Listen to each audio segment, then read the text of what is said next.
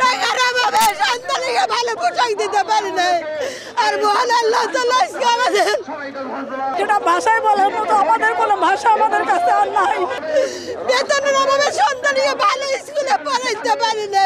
দীর্ঘ 40 বছর ধরে অবহেলিতভাবে থাকায় আমাদের ভিতরে যে আত্মকষ্টটা ছিল, সেই আত্মকষ্ট এখন দাবি মেনে নেওয়ার কারণে যে আমরা খুশি হয়েছি, যেটা ভাষায় বলার মতো আমাদের কোনো ভাষা আমাদের কাছে আর নাই।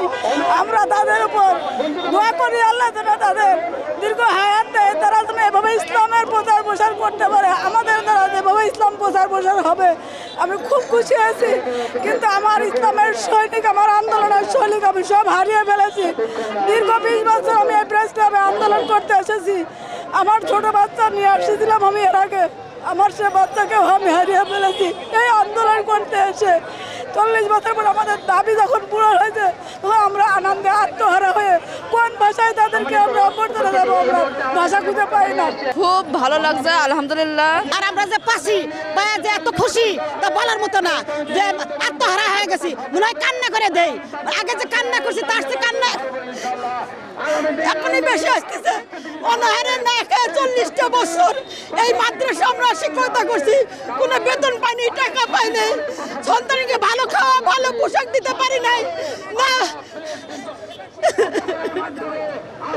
টাকার অভাবে স্কুলে যেতে পারি না, বেতনের অভাবে সন্তানকে ভালো স্কুলে পড়াইতে পারি না, টাকার অভাবে সন্তানকে ভালো পোশাক দিতে পারি না। আর মহান আল্লাহ তাআলা আজকে আমাদের আল্লাহর কাছে লাখ লাখ শুকরিয়া জানাই। কিন্তু আমার একটাই দাবি, আজ 40 বছর সার্ভিস দেওয়ার পর আজ মহান আল্লাহ তাআলা আমাদের দিকে ফিরে তাকাইছে। আজ আমার একটাই দাবি, বেসরকারি প্রাইমারি 500 পয়সা আমরাও পাচ্ছি। বেসরকারি প্রাইমারি যদি 15 সালে জাতীয়করণ হয়, আমাদেরটা 15 সালে দেওয়ার কথা।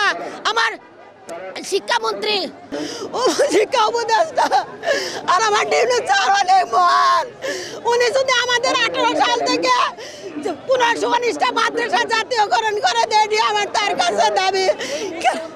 এখন খুব ভালো লাগছে।